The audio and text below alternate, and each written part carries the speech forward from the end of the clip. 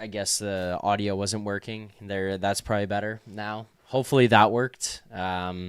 Seemed like every now and then it just needs a little like reset whenever it starts. But Game 14, Leaf season here against the Utah Mammoth. Much better game for this team. Much better game. Much better way to start this game.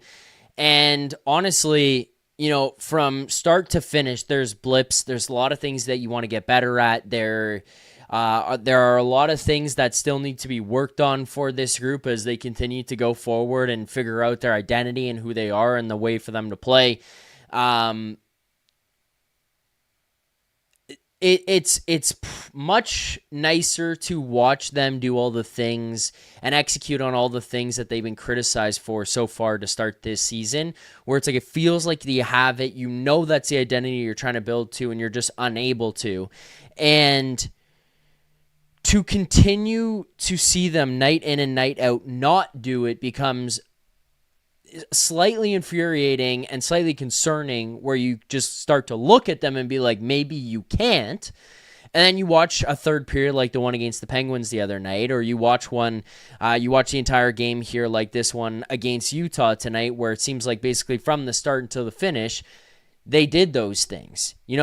One of the biggest knocks against them has been the fact that they struggle on this style of hockey that Berube wants to play. And a lot of people have said this is a Berube problem, and I kind of understand that, but now he's been here for 2 years, and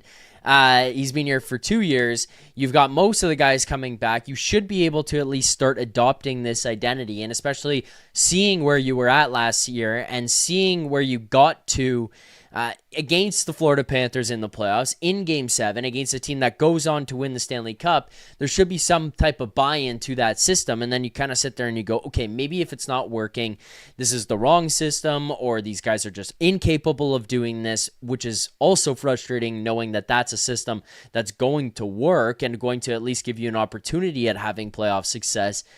But then you watch a game like this and you watch them dump the puck into the zone and get it back. Like little simple things like that where, okay, yes, it is still dumping the puck in and chasing after it, but before it was dump and no chase, and now it's dump and chase, and a lot of times get the puck back, win a puck battle, create offensive zone time that's maintained pressure. Like it resulted in a few different chances. It results in the third and the fourth lines being able to get out there and hold the zone. And then it results in the next first and second lines coming out on offensive zone faceoffs and getting chances. Like there's a few times where it starts to roll over and you could see the pieces being put together. Now, mind you, I will say there were times here tonight where things just become too easy. You do see, pucks get dumped in and guys overskate them. And then all of a sudden Utah breaks out pretty quickly, pretty easily.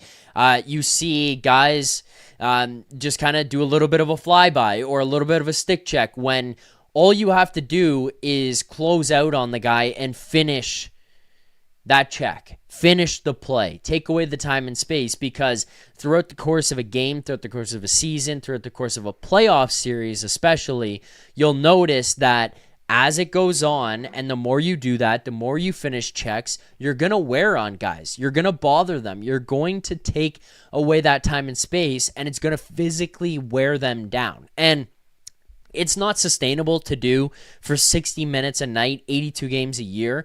Anybody knows that, who's watching the game, who's playing the game, who's being a part of it, all of it. Like, it's just not. It's a long season. There's a lot that goes into it where it's physically demanding from the travel, from the opponents, like all of it. It's a hard game and it's physically demanding. But if you can instill these habits that these are things that you do where it's not just trying to turn it on by the time you get to the playoffs, where all of a sudden one day you wake up and you're like, okay, now we play this close it out brand of hockey where we're hard on the forecheck and we go, go, go. If you do that where you build it from early in the season through to the end of the regular season and into the playoffs, into game one, you're no longer asking yourself to flip a switch. Instead, you're asking yourself to turn a dial, which I think is a key distinction, because if you flip the switch, you're basically asking yourself to be two different teams. Whereas if you're able to turn the dial and you're able to ramp things up, you're saying, hey, we always had this. We've shown we've had parts of this. And then once you kind of get into things, and then once you start to get into the intensity of it, you can just do what you've already done and taught yourself to do more.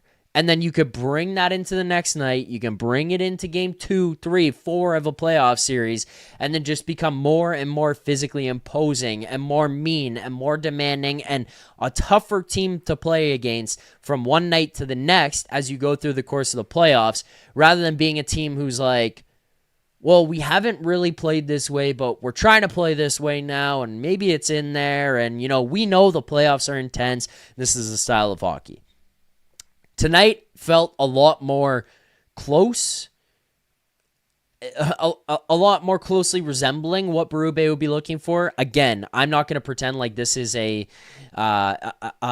is like a perfect game. I'm not going to pretend like this is, hey, you banged everything out to perfection and you couldn't ask for a better game from this team or this group, and that's Berube hockey. It's not. There's a gap, and there's things that are missing, and there's things that need to be better, and there's things that need to be worked on as you continue through the season. But I thought this was a much better effort. I thought the buy-in was a lot better. You even watch these guys getting into scrums, committing to protecting the goaltender, committing to protecting or going to the front of the net, and then creating problems for the other goalie and standing up for your guys when they get bumped into. Like, you're not watching guys do the circle around a scrum where they're all looking in saying, thank God I'm not in there. I don't want to be in there. There's at least some goal where they're taking part in those scrums.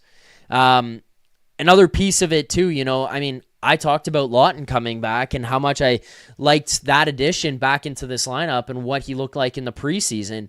I thought Scott Laughton looked really, really good tonight for missing the beginning of the season.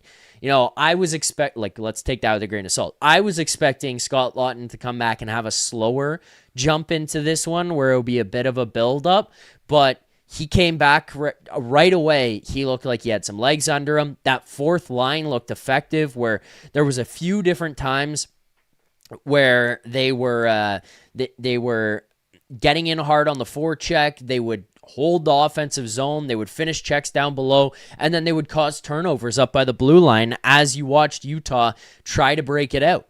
There was numerous times where the puck would go in deep, they would get in on them and take away time and space, and without having to put the defenseman through the glass, the guy kind of makes a quicker play, maybe a panic play, maybe doesn't get the nicest, cleanest tape-to-tape pass up to the forwards, and then it's just a turnover where it holds into the zone. And that is kind of all you could ask when you're talking about maintaining pressure and giving yourself an opportunity to hold everybody in, maybe get a whistle, and then get the first and the second lines out there so that they can go to work in the offensive zone. Like, that is the way that this thing should be rolling over, where in the playoffs, if you can get that stuff and that type of contributions out of your lines, you're in a good spot. And I know throughout 9 minutes of the show here tonight, a lot of the conversation that I brought up has been, looking forward to the future, hypothetically about in the playoffs. But I think at this point of where you're at with this group and evaluating this group and just kind of considering what we've seen out of these guys until now, you're trying to build to the playoffs. Like, I still believe this is a group that gets to the playoffs. I think this is a group that's going to be in it no matter what. I know that there's some people like Michael who come here to the chat every day and tell us how dumb we are because this is not a group to make the playoffs, is what we're told nightly. But I just disagree. I think they get there, and I think it's making sure that you establish that identity. And until this point, one of the main things that we had seen these guys lacking was that buy-in through the regular season, where then you try to turn it on in the playoffs. And now you're having to change some culture, change some identity, change your approach to the game. And the earlier you start, the better, is one of the big things that I'll say about that.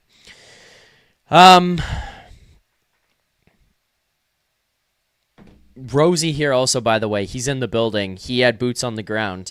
I don't think you mind me sharing this, but he just said, from what he saw in the arena, he felt that they played close to a full 60 as well, and didn't give up too much, capitalized on opportunities. I think that's a very fair assessment. Again, not a perfect game, but effort and intensity and engagement was there from start to finish, rather than having to turn it on in the second or in the third or with a couple minutes left late in the game when you're tied or down one and saying, hey, now we get going. No, it picked up right from the beginning.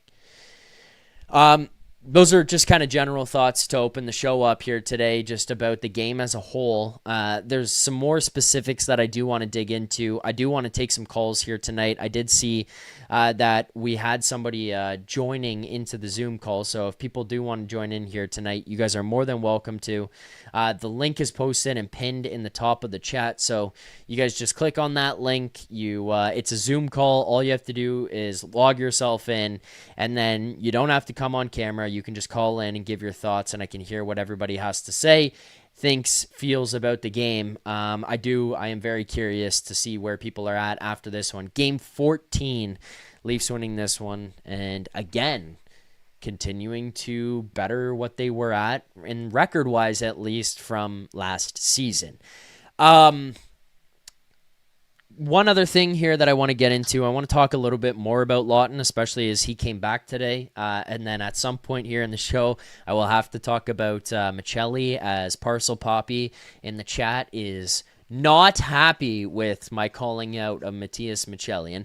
And, in my defense, I don't think it was as much of a calling out of Micelli. I just think there's some concerns with the body of work that he put together to start the season, and I will take this game with a grain of salt, given it's the revenge game.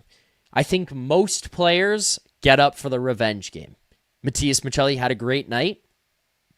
Not gonna take anything away from him on this one, but we've had time and time again where we've watched Nick Robertson show up and have himself a game, and then it disappears as it goes on. So I will give Micelli his flowers tonight. I don't necessarily think it was a call out. I think there was concern about what he could be long term, but he did kind of make me my words immediately as he did show up tonight. We'll talk more about that as we go on. Tonight's show, as always, is a presentation of Bet365. There's other guys to get into here as well. I want to talk about Joshua. I want to talk about Stolarz. I want to talk about the big boys being involved again as well. But just quickly, before I get to my first caller, because I do see him waiting in the chat there, I do want to make a point about Scott Laughton.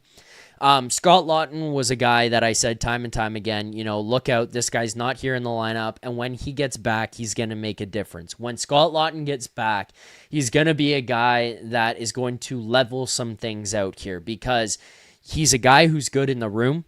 He's a guy who is a good character and culture guy, a guy that you want around, whether it's young guys, if it's a guy who's just making sure everybody's gelling and kind of coming together. Scott Laughton's a guy that you want in there.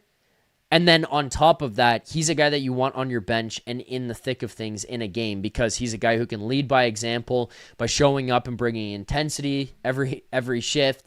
He will commit to being there from the first period all the way through until the third period. He's not going to give up on you and shortchange you of a 60.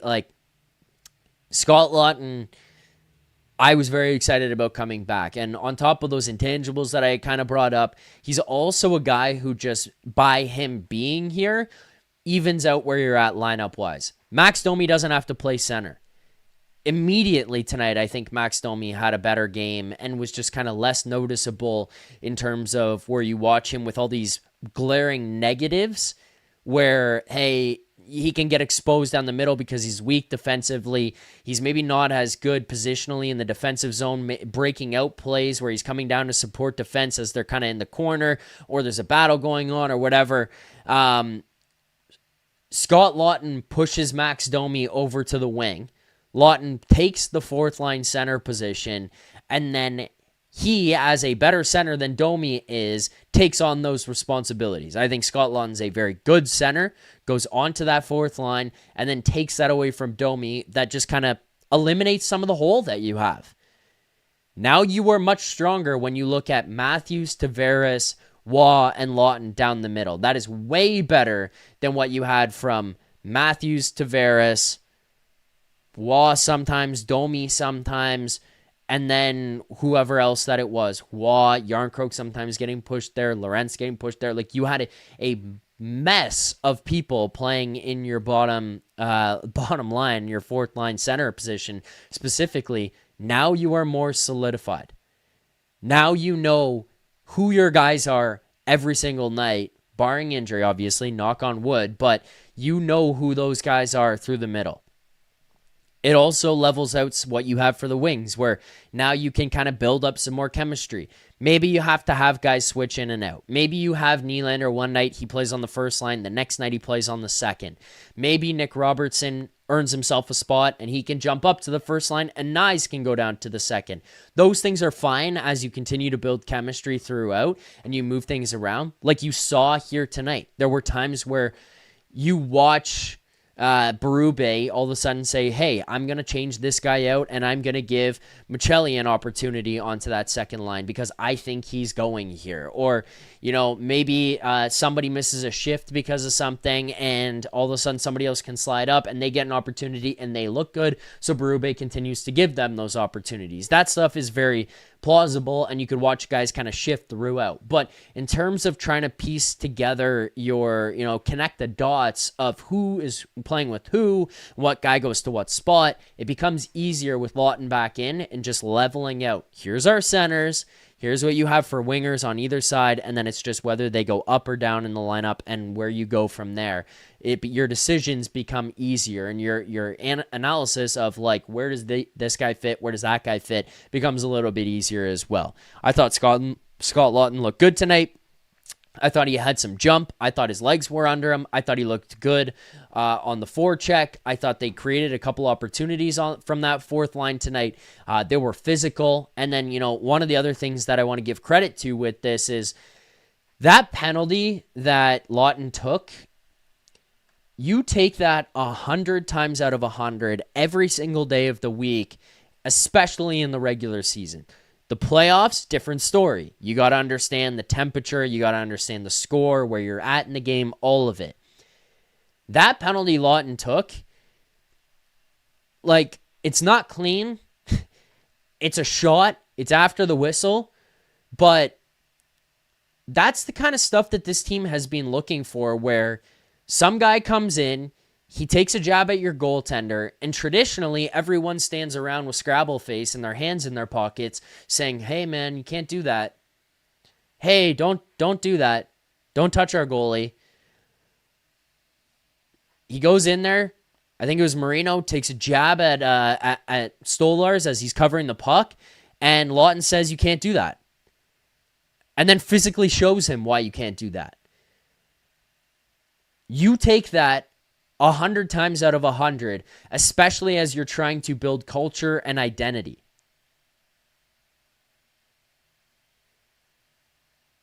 That play by Laughton, I don't care that that's a penalty. It's game 14 of the season. It's Wednesday night against Utah. You do that every single time because you're not letting people touch your goalie, and it's sending a message to the next guy who comes in. You want to jab him. You want to get your stick in there. I'm going to make you feel it. I'm going to make you feel it. I appreciate him for at least making a presence felt. We do have callers here on the show tonight, so I want to get to those. Let's start here with our first caller of the day. Let's welcome to the show Alex. Hey, Alex, how's it going, brother? How you feeling tonight after a big Maple Leafs win? I'm feeling great, Zach. Feeling great after seeing that nice big W. How about yourself?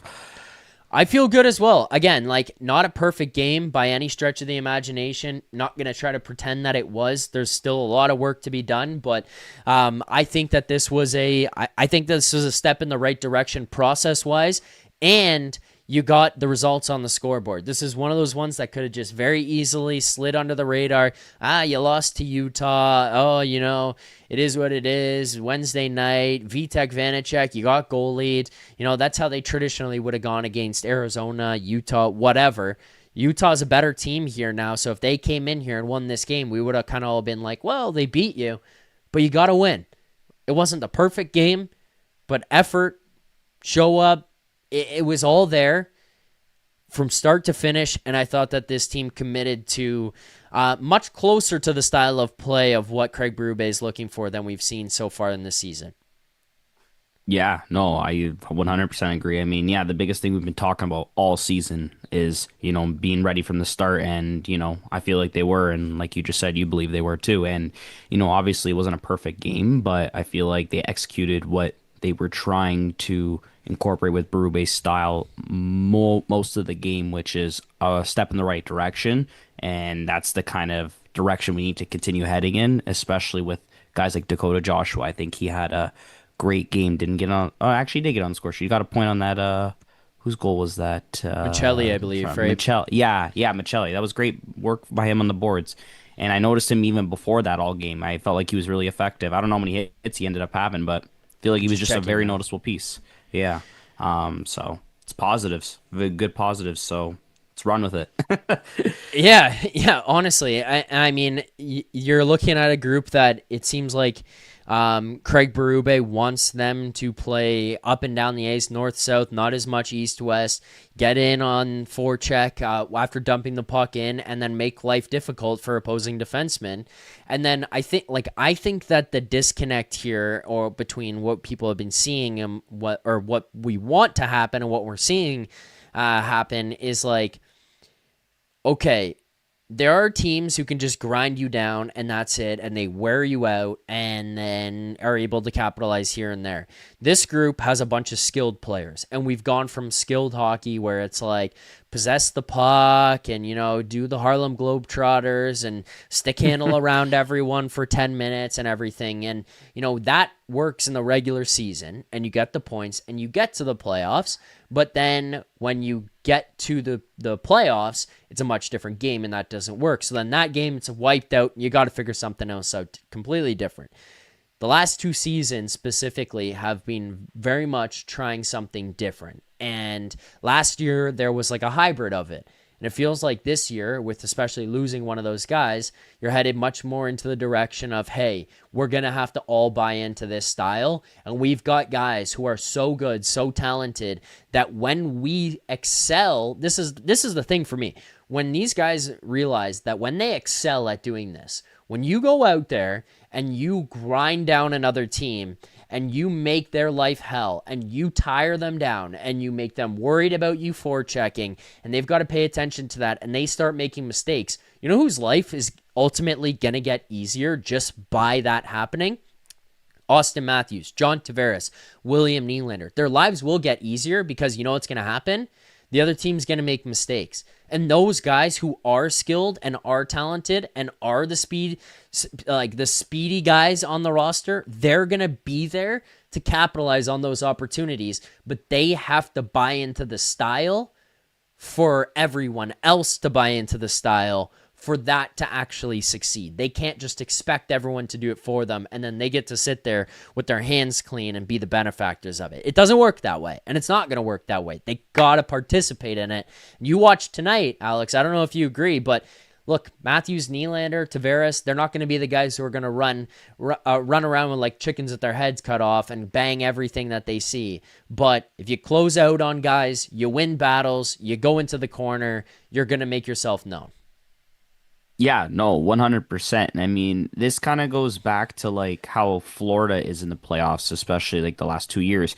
They really capitalize on teams, with their forecheck, right? And making the other team make mistakes, which is exactly what you just mentioned about how the Berube wants the Leafs to play, because we have now guys in our lineup that can cause that sort of play style to be effective if we could consistently do it, which I think is the biggest thing. Like we were just saying, Dakota Joshua, Nick Waugh, Steven Lorentz, Laughton, which, like you mentioned earlier, I think he had a really good game for being his first game of the season, coming back from his foot injury, right? So these are all positive signs, and we need to build upon that as a whole team, not specifically one or two players, as a whole team, which I think is the biggest thing. It's not four guys or three guys; it's a team effort, which I'm hoping that's what they're showing and starting to buy into. Yeah, I would agree with that. Just quick note to those who are watching, who are in the chat right now. If you want to get your super chats in, proceeds from our super chat do go to Sick Kids Charity, as the boys said the other day. You guys, as a group, contributed about $5,000 to Sick Kids Charity, which is just an amazing cause. Had somebody from Sick Kids join the boys on the show the other day to talk about that and all the amazing work that you guys, have helped here with the Leafs Nation channel that goes to Sick Kids. So get those questions and comments in by sending super chats in the chat. Alex, anything else here tonight stand out to you? Anything else where you were looking at here in this game and saying, wow, that was incredible, or that was really good work, or just anything in general that you looked at from the way they played, execution-wise, any individual players that you felt like really stood out tonight? So I'll bring up a couple players. First off, I think can't go unnoticed is JT. I think he had a fantastic game, great goal. Yep. Big night for the guy 501. after, 501. I just feel like, he's been pretty consistent all season, and, that's great to see from a veteran like him. He's not getting any younger, but right now he's not slowing down so far, knock on wood. So we're gonna hope he continues playing like this, which is good. Um, that Matthews goal was a breath of fresh air to see that kind of release from him, because we know he has that in his arsenal. To actually see that come to fruition was very, very nice to see. And we need to see that more. And I think he's been getting better the last, three games, I guess, other than the two periods in Pittsburgh. But, this was I'll give him a good game from him here. Willie felt like he was pretty good. A little scared when he got hit in the back of his ears, Yeah, right? yeah. So, but yeah, like there's some positives, and nice too. He's on his point streak, so good for the kid. But yeah, a Yeah. lot of positives to take. Not gonna get too excited, but take our wins where we can here, and you know carry that momentum. I think that's the biggest thing with these guys. Yeah, I mean, this is kind of just, hey, look, you're building off of something here. You had that loss against Columbus. It was one of the worst losses, and then you you watch the game against Pittsburgh on Monday, and you're seeing, after you've just won a game against Philadelphia that felt like you were heading in the right direction again, saying, hey, we're going to do a 180. We're not going to do that shit that we did the other night. We're going to play a different game. And they come out with the win against the Flyers. Then you go into the game against Pittsburgh at home on Monday, and it's like, well, where did that team go? And then in the third period, you get back in the right direction. And then you watch this game here tonight, Alex, and it's like much more similar to the team that you saw in the third period, and they did it for a whole 60. I don't know who the fuck these guys are at this point. I don't know if they're closer to the team that we saw against Columbus and in the first 40, if they're the team we saw in the last third period, in the last 20 minutes in the third period against Pittsburgh, if they're the team we saw tonight, if they're somewhere in the middle of all that. But the fact that they, at bare minimum, have shown that they can do this here tonight for 60 is a positive sign to me, because if they were incapable of it, there would be a much darker, deeper, scarier, sadder conversation that takes place on the After Dark show, where we sit here and we go, they can't do it. It's not within them to be able to do it. We are fucked. I don't have the fear of having that conversation right now. It's frustrating when they don't do it, but we're not there yet of, hey, they can't. Yeah, no, agree 100%. Yeah, take the positives where we can and see, what happens this weekend, right? We got the game Saturday against the Bruins. I'll be there in person. Hopefully Yep. that barn's going crazy, and I'm stoked. So that'd be a huge win, and to continue that, the streak in November would be, very good, as we know we usually perform in November very well. So hopefully we Very can well. continue. Yeah, which would also just very much be the funniest funniest outcome here is if we all panic about the beginning of the season and the whole conversation is about somebody leaving and that's why the season is like this, and then they actually just repeat what they did last year from start to finish, where the first part of the season is the biggest disaster ever. And last year the conversation wasn't that Mitch left. Last year the conversation was that Berube was here. We need Sheldon back. Why would we play this style of hockey? Well, now he's gone, and then all of a sudden you had the best season you had in a long time, and you win the Atlantic Division, and you win the first round. You go to the second round, Game 7, and then you get there, you lose, it ultimately falls short, and then you make a change again in the offseason, and you say to yourself, what's wrong with these guys? Why would they get rid of that player? You need a guy like Mitch Marner. We're fucked. And then here you are, and you go into October, and you come out with one more win than you had through 13 last year. And then you roll it over into November, and you match the records, and you have another great November. It would just be the leafiest thing ever, where people just have panic attacks over and over and over about each of these individual things, and they ultimately just don't matter as the season goes on. Because, you know what, Alex? We're watching a stupid hockey team. This is what they do. This is who they are. The game against the Penguins on Monday should have shown us more than anything we've ever seen that this is a dumb hockey team that we're watching. We love them, but they're a dumb hockey team. Oh yeah, for sure. 100% couldn't agree anymore. 100%. All right, Alex.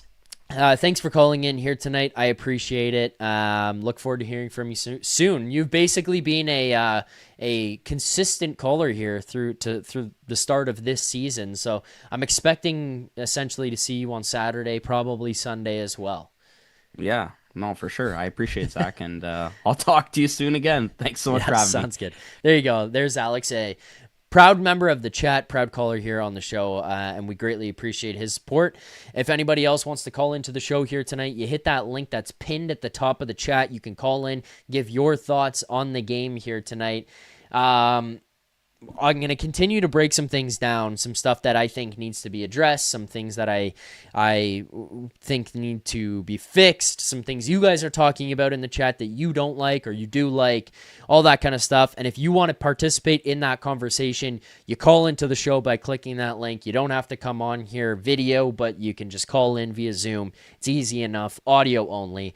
A couple other things to note. You want to... You want to get your question or your comment read on the show, as I mentioned while Alex was on. You send in a super chat. Proceeds from our super chat do go to Sick Kids Charity, so make sure to get those super chats in. Let us know what you're thinking, how you're feeling about this team, the game tonight, so the season to this point. I want to see it, I want to hear it, I want to know it all, so send those super chats in. You just click that little $sign there. Type your message, select how much you want to send, and click send. I will read all of them on the show here tonight, so make sure to send those in. But a couple more things as well. Make sure to hit the like button too. Every 50 likes, we do the smelling salts here on the stream. So like the stream. We are close to the first set of 50, and we'll do some smelling salts. Okay. First things first that I want to address. For those who are new to the show, if you're participating in the chat and you say some stuff I disagree with, and maybe some stuff that I don't like, I will let you know. I will go back and forth with you here in the chat. First thing, there is some complaining about the schedule. Oh, the Leafs have the easiest schedule. The Leafs, of course this is what their record is. Of course that's what they're doing.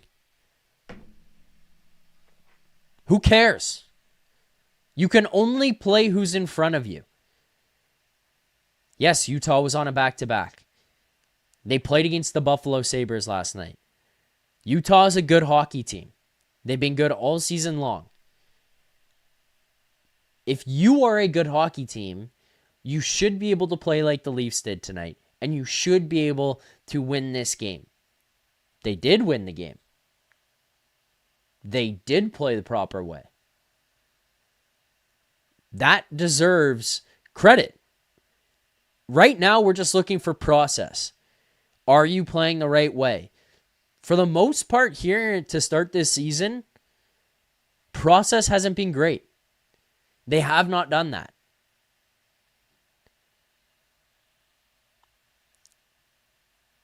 process heading in the right direction. You can only play who's in front of you. I don't care where you think a team's going to go in the season. I don't care what you think a team's overall body of work is going to be by game 82. As Michael Kirkpatrick points out in the chat there, a lot of parity right now, very few soft opponents. Very true. The first place team in the Eastern Conference right now has 19 points in the Montreal Canadiens. The last place team in the Eastern Conference is the Florida Panthers, who have 13 points. That would be a 6-point difference. That's 3 wins. Very easy.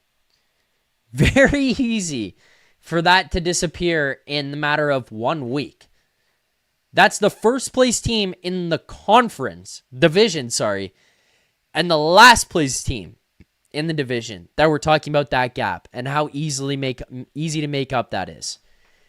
Look at the Western Conference.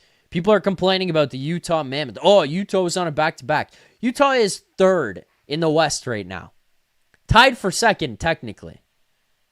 You can only play who's in front of you. Are you going to play the right way or not? Who the fuck cares? Who cares what teams are in front of you, who you have to go up against?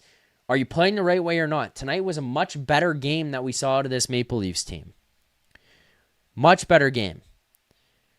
So I don't want to hear the schedule. I don't want to hear questions or comments about that. I don't want to hear anything about it. Conferences are tight right now. There's a lot more parity that seems to be going on. There's a lot of teams that can't seem to be figuring themselves out. Win the games in front of you. That's all we're asking. Why are we complaining about 2 points? Why are we complaining about the 2 points? They lose to this team, and you're coming here and saying the season's over. They win to this team, and you're coming here and saying the win doesn't matter. Let's take the 2 points and the fact that the game was a much better tempo, much better pace. They don't look as slow anymore. They look like they're gelling a little bit. They're finding chemistry. You're seeing some guys find some confidence with each other. Let's take positives in some of these things. Some of these are positives. And again, as pointed out there by somebody that I don't know what the username is, because there's 8 million letters. It's the alphabet soup of YouTube usernames. Wait until 20 games before you start chirping about division standings. I'm with you on that. Let's figure out where we're at after that, because the Pittsburgh Penguins came in here the other day on Monday night. Pittsburgh is 2nd in the Metropolitan Division, tied for 1st in the Metro Division, if you want to look at it that way. I don't think that that's where they finish. Do they make the playoffs? Maybe, but don't think it's 2nd. Who knows?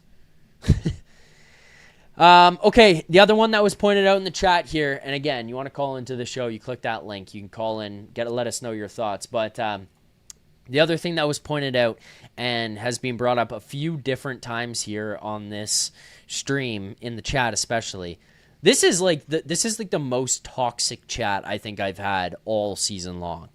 Maybe in a long time.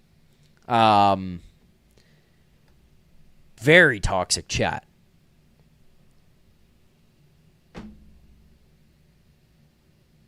Brandon Carlo is getting some heat right now.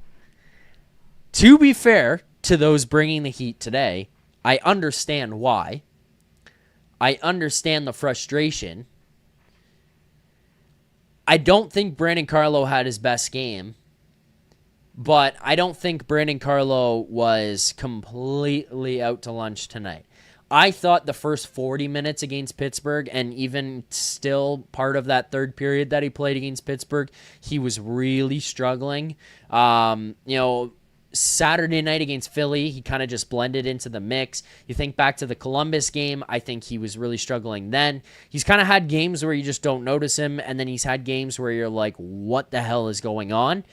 One of those moments that happened here tonight was the giveaway that leads to the first goal.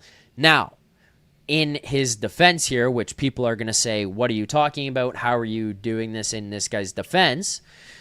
Mike Johnson tweeted out during the game. And I want to bring this up because this is somebody who's a lot smarter than me, somebody who played the game and is a current analyst of the game. So I want to kind of dig into this a little bit, what he said about this one, because I think it'll put some stuff into perspective for some people here. But Mike Johnson tweeted a clip out of that Carlo, turnover. So I kind of just want to at least read this for people so that people can get an idea of what he said and what he thought about it. Mike Johnson tweets out,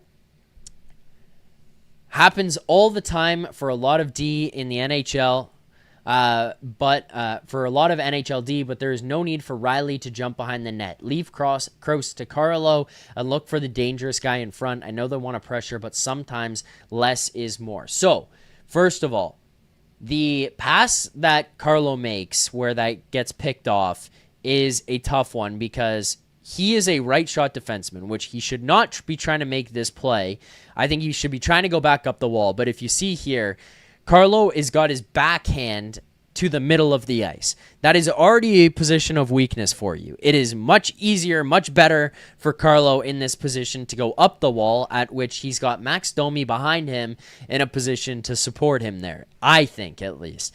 He's got a guy on his inside. So this is on Carlo here, first of all, and then we'll get to the Morgan Rielly part, but of what Mike Johnson said. But Brandon Carlo gets this puck. All he has to do is go forehand up the wall to Max Domi, who I believe should be communicating with him. I think the bench should be communicating with him. So I don't know if they were or not, but it seems like based on the decision he made that they weren't. That should have been a play that he's making where he's going back up the wall. Anyways, he doesn't make that play.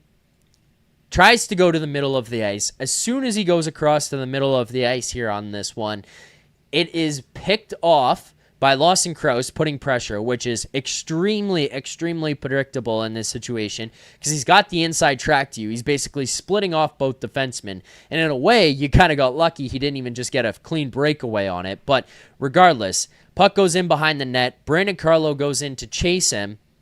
Now, this is where this becomes a defensive issue and something these guys need to clean up. Look, I'm not the smartest hockey guy in the world. I didn't play in the NHL. You know, Rosie can speak to things. Mike Johnson here, which is why I'm leaning on this to kind of explain to people, can break things down. And if you're listening on the podcast, unfortunately, this is one where maybe YouTube is a little bit better, but I'll do my best at breaking this down. Brandon Carlo chases Crouse behind the net, as he should. The mistake here for me, and I think for everybody else, and as Mike Johnson points out, Morgan Rielly then here, as the mouse is pointing at in front of the net and on the on now what is the strong side post where Lawson Crouse is coming to, Morgan Rielly starts to come in to provide some support, I guess, if you want to call it that, to Brandon Carlo, which then leaves a man all alone in the slot. Now, Max Domi technically could pick this guy up if you want to say that. I don't think, based on the system I've seen them play all season, that that's the expectation, that Max Domi's the guy who ends up picking that guy up. It seems like Max is supposed to be making sure that the guy who is actually out on the outside wall is the guy that he's covering. I think it seems like Max realizes at this point, I've got to get across to that open guy, because now you have two defensemen. Look at this picture. You have two Maple Leafs defensemen, blue shirts, below the goal line, going in to make pressure, to put pressure on Lawson Crouse, who is coming around the net, recognizing the guy wide open in the slot. Domi realizes, I got to get over there. Brandon Carlo, who was too far in behind the play, chasing in Lawson Crouse to make a switch off with Morgan Rielly. He's too deep in to make that switch. He's behind the net. Morgan Rielly's behind the net, and there is a man wide open as Anthony Stolarz is watching the pass come out from behind the net, which he should be. He's a goaltender. He's got to watch the puck. Puck comes out to Carcone in the slot, and he scores. There's nobody there on him, and it is a full-blown commitment by Morgan Rielly. That was an overcommitment. So I know Brandon Carlo looks bad on that play. I know the pass that Brandon Carlo makes is a bad one, so it starts the issue that you have there. But that thing is closed off by a bad Morgan Rielly play. And I think that that is where some of this gets lost in the shuffle, where we come on the postgame show and people, myself included at sometimes, just have this like blended idea of how plays happen and who's to blame and not really breaking down how the coverage ended up happening. But Brandon Carlo makes that first initial bad play, and I'm going to, we can give him all the grief in the world, which is kind of what I'm doing and recognizing here on this one. He's the one who makes that bad pass where I think it's easy enough for him to go back up the wall, and Domi should have been saying up the wall, I think. That's what I would have been doing if I was on that play, yelling, I'm up here, I'm here. But Brandon Carlo tries to make the pass across through the middle. It's picked off, and then as he goes in, Morgan Rielly overcommits, shouldn't have been there, or Brandon Carlo needs to switch. But when you've got a guy chasing like Brandon Carlo is, Morgan Rielly then needs to be the one to recognize, because he's the one who's not in the heat of the battle. Heat of the battle is, I don't know why I explain it like that. He's not the one who's in the chase, right? Where Brandon Carlo is going to have a little bit more tunnel vision on the play, and then Morgan Rielly is the one who should be a little bit more situationally aware to say, hey, I'm going to go down to the front of the net.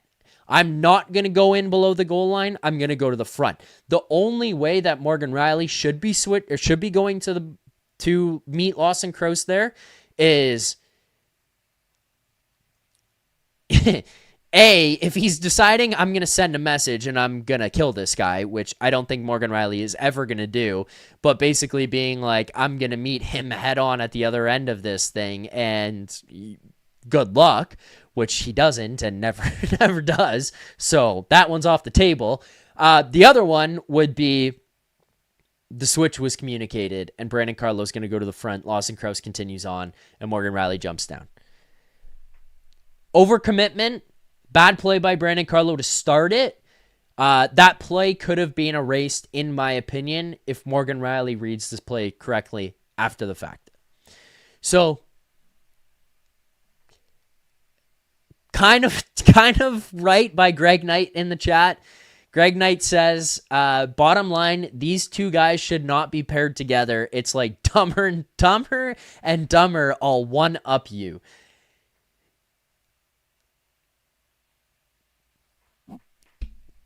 Like, Greg, kind of agree with you.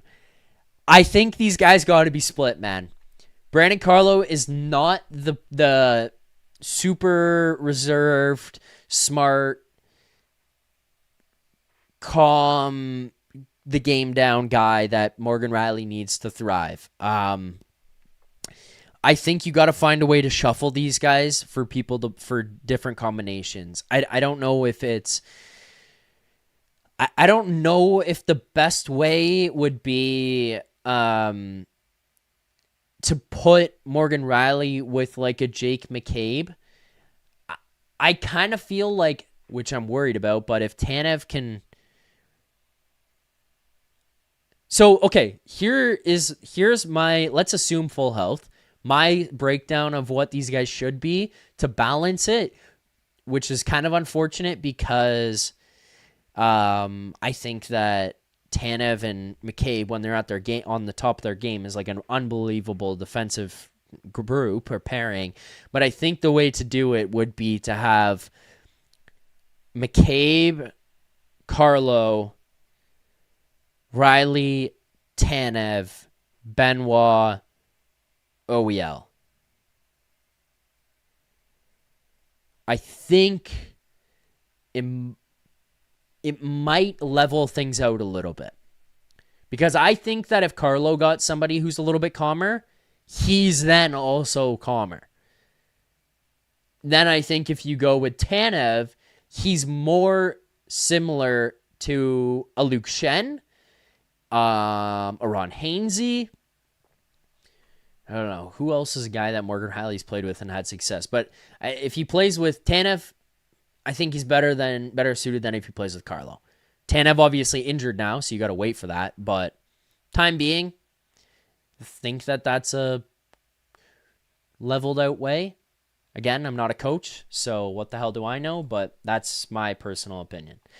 We're close to 50 likes here on the post-game show, so if you haven't already, make sure to hit that like button, subscribe here to the channel.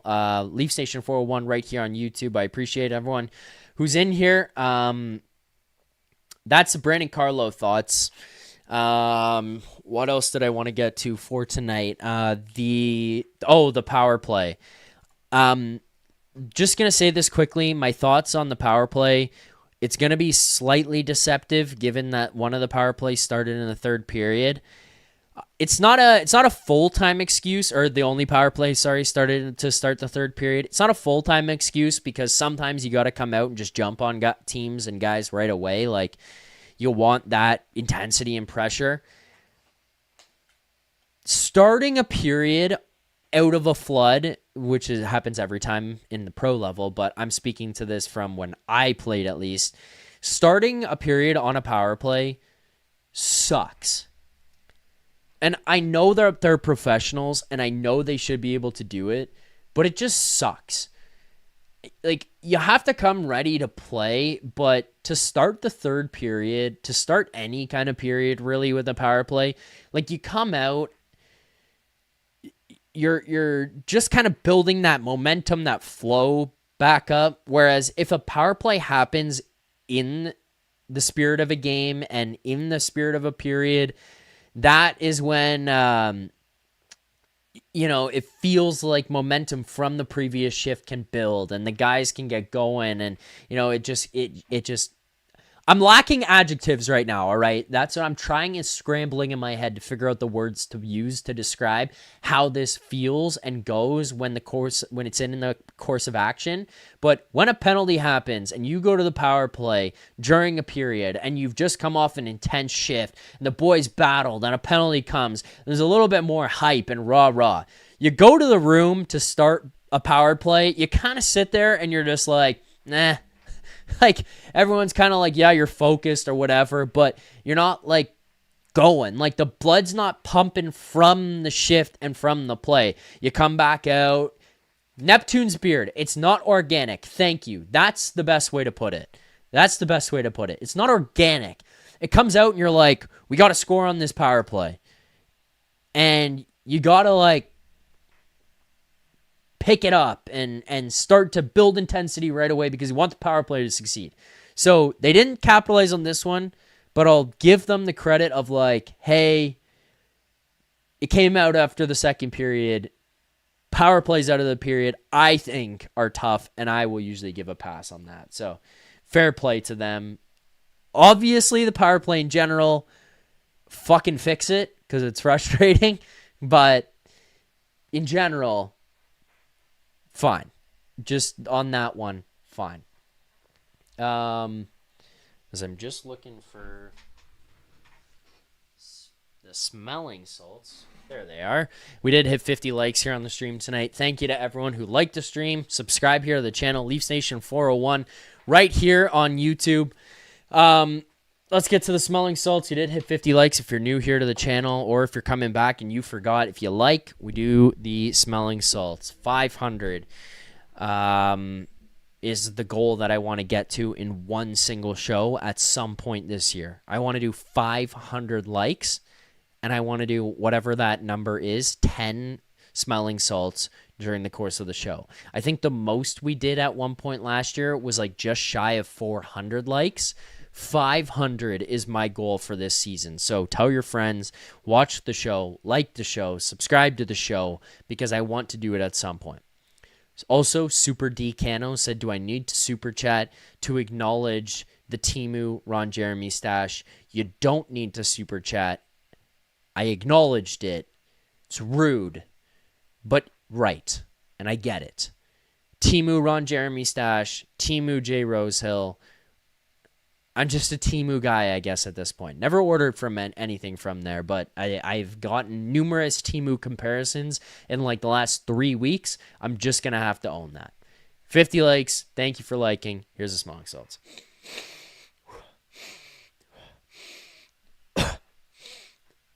There you go. All right. We'll see. 11 a.m. Eastern time tomorrow. Somebody could potentially be sitting right here, maybe doing smelling salts on the show. Okay, couple more things here before we can wrap up. We got to get to some of the segments for the show here tonight. So let's get now to our best bet. Our best bet segment is a presentation of Bet365. Whatever your bet is, it's never ordinary at Bet365. Download the app and get way in on the game. Use the code NATION. That's NATION. That's code NATION. NATION at Bet365. Must be 19 or older. Ontario only. Please play responsibly. So tonight's best bet, we did take a little bit of a long shot. Doesn't capitalize, but we are still up on the season. We lose this one. It was plus 900 for Scott Laughton to score in his return to the Maple Leafs lineup. $20 on this one would have profited us $180. He does not score. I told you there wasn't really some stuff here that I loved for tonight. Scott Laughton was kind of the only one that jumped out at me. So we lose $20 on the night here. That breaks our streak. We had won the last 2 in a row. It was a profit of 75, a profit of 100. Bringing us to a total of $350. This loss here tonight gets us now to a profit of $333 on the season. If you bet every single bet that I've given out at the same units that I've given them out at on Bet365, you would be profiting $330 on the season. The record is 9-12, but I don't care about the record. I care about the profit. And right now, we are profiting. So we'll hope to continue that throughout the season. Look, there's not too much to say about Scotty Lots tonight in terms of the goal scoring department. He wasn't really close in this one. Does end up finishing tonight with 0 shots on goal and was a -1. But I thought just intensity, the compete, and some of the productivity from their line, just in terms of getting in the offensive zone, winning races, winning forecheck battles, and maintaining offensive zone pressure. That was there. So plus 900, I would probably bet that again for Scott Laughton. Didn't win tonight though. Brings us down to $330 profit on the season. We lost $20 here tonight. We do have a super chat here in the chat. This super chat comes in from Dan Cano. Dan, thank you for the super chat. Greatly appreciated. Says, worth it, LOL. Timu Ron Jeremy stash. Thank you. I also have had it compared. I've also had it compared to 2 capybaras kissing by multiple people. Guys, I didn't ask for the grades of the game yet. We got a couple other things to get to before I get there. Chill. Another thing that I want to shout out. So Matthias Maccelli. And I'll talk about Matthews in this one. But Matthias Maccelli, 2 points tonight for Matthias Maccelli. A goal, an assist. It ends up being the game winner. Look, I said it on the morning show, and I'm not fully sold. Parcel Poppy, I don't know if you're in the chat here still. I'm sorry. You gave me some shit, and you deserve to. Matthias Maccelli deserves to give me shit for it. I said this morning on the show, I'm not giving up on Matthias Maccelli. I don't know what his ceiling is here for these guys. I don't know what it is that he can bring, because I feel like through this point, we would have seen him fit in that spot in the top 6. I don't know that long-term and specifically playoffs. He's a guy that you want in your bottom 6. Like, he just doesn't seem to me that he fits that identity. But you give credit where credit's due. Matthias Maccelli showed up here to play tonight. It's his rivalry game. It's his, former team that gave up on him, if you want to put it that way. And he goes out there and he shows them what's up. It was a beautiful pass that he made to Auston Matthews. He goes to work down in the corner. He protects the puck, is able to kind of drive back up the wall and dish out in front to Auston Matthews, who opens himself up for the one-timer and gets just the most beautiful shot off that he lets fly. That is vintage Auston Matthews, by the way, which I'll touch on in a second. But the play by Matthias Maccelli to make that pass to him, to find him in the slot as he protects it and he goes to work in the corner, beautiful. And then the goal that he scores as well, it's him and Dakota Joshua and Nick Waugh battling down below the dots in the offensive zone, protecting the puck, Then all of a sudden, it's Waugh getting to the front of the net. It's Joshua helping Micelli out. Micelli comes out to the front. And Micelli gets that shot off and scores. And then you watch after, Dakota Joshua ends up in a scrum in front, and everyone comes rushing over to get involved in it. So that's where I'll give some credit to that line and those guys for being engaged. And good for Matthias Maccelli for getting on the board here tonight with not only that beautiful assist to Auston Matthews, but the goal. Let's now do the play of the game, because you know what? I think I'm just gonna group that in there, because I don't know if there's anything else that could really stand out from tonight. That is gonna be like that one is disgusting and that one deserves it. So let's just do the play of the game here now. You know what? Let's just hand it to that one. It's that simple. But when I do this, I'll talk a little bit about that Matthews goal.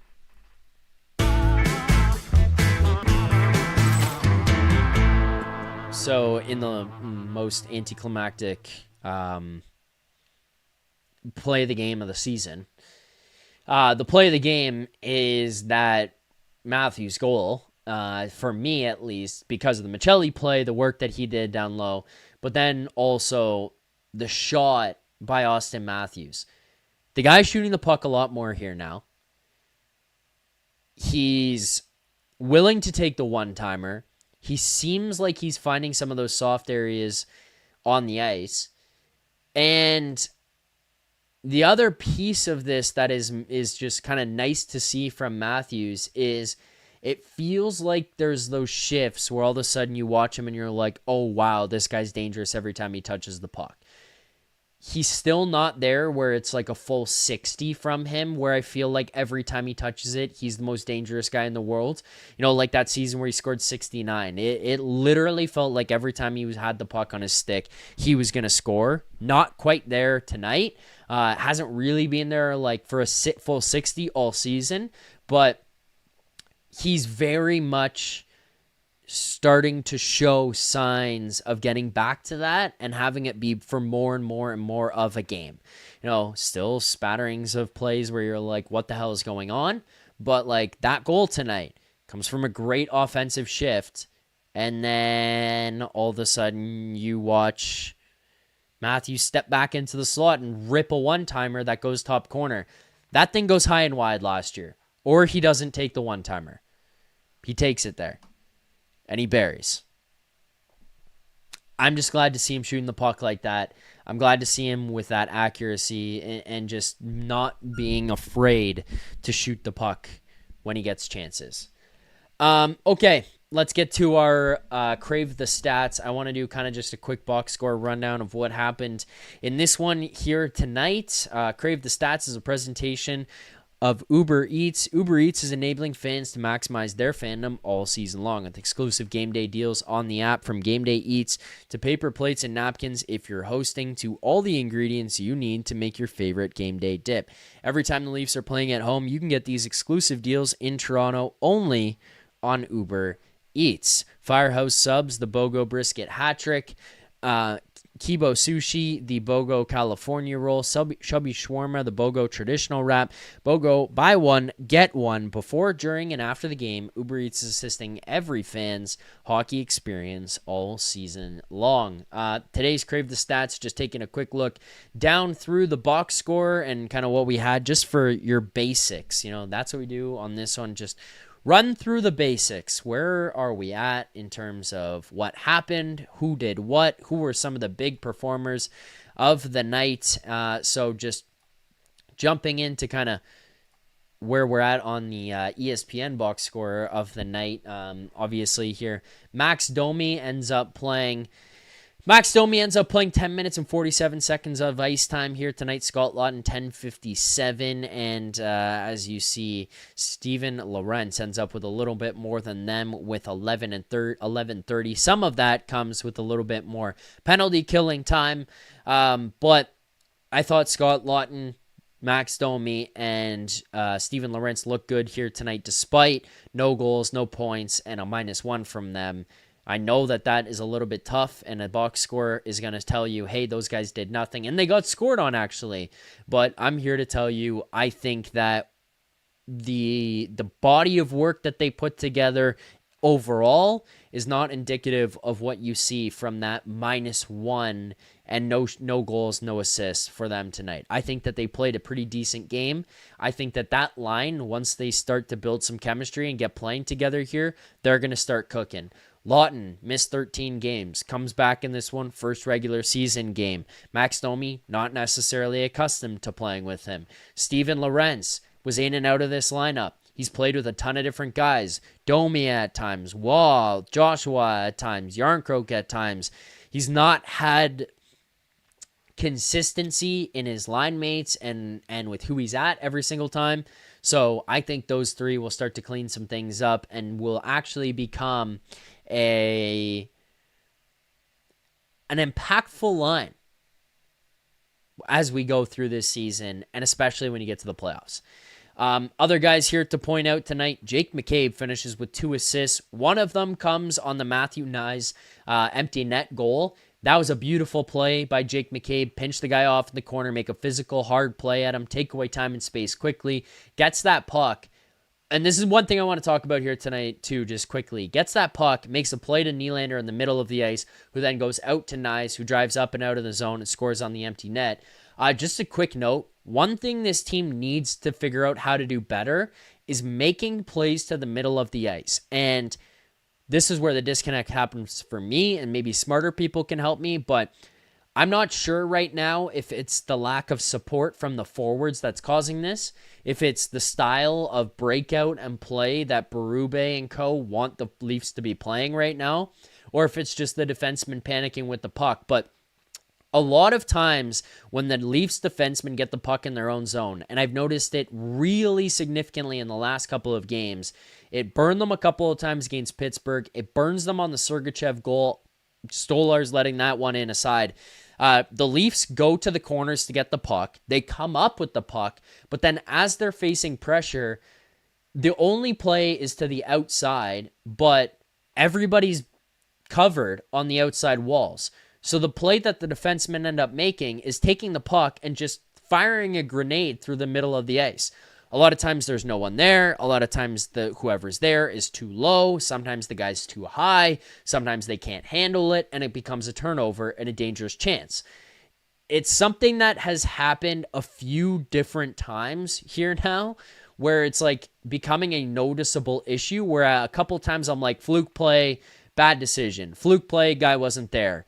Now it's like, okay, this is like an actual systematic issue that's taking place where it's happening over and over and over again. And that Sergachev one is a perfect example. McCabe goes to the corner, goes to make the play up into the middle of the ice. There's nobody there. It's Utah who gets the puck back, passes it over to Sergachev. Sergachev one-times it. It's a goal that should never go in, but he one-times it from the blue line and beats Stoli 5-hole, and Stoli's going to know that he shouldn't let that one in. But it starts at the turnover from the corner. And it's a play from a defenseman trying to make a pass to the middle of the ice to a guy who's either not there or mishandling it most of the time. I was glad when I saw the Matthew Nyes empty netter because McCabe gets the puck there, dishes it to Nylander, who's supporting in the slot, who goes to Nyes, who then breaks out and scores. But it's like that play hasn't been there every time. The boards are crowded. You've got everybody out to the perimeter, and then they throw it up the middle, and it's a turnover.